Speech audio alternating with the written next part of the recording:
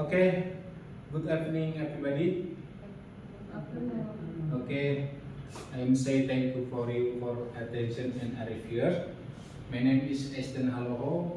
I am from the Kasih Vocational High School in Tambun Utara.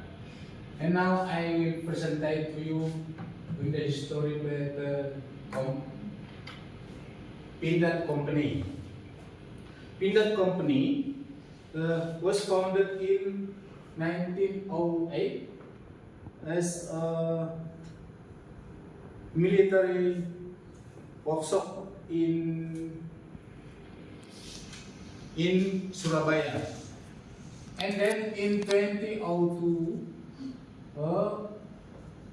moved to Bandung City.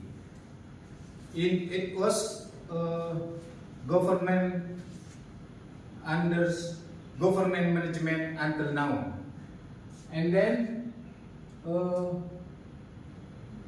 the product of company Pindad Company is military accessories,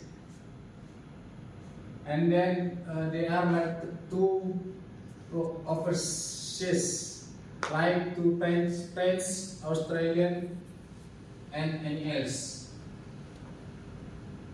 Thank you. My presentation.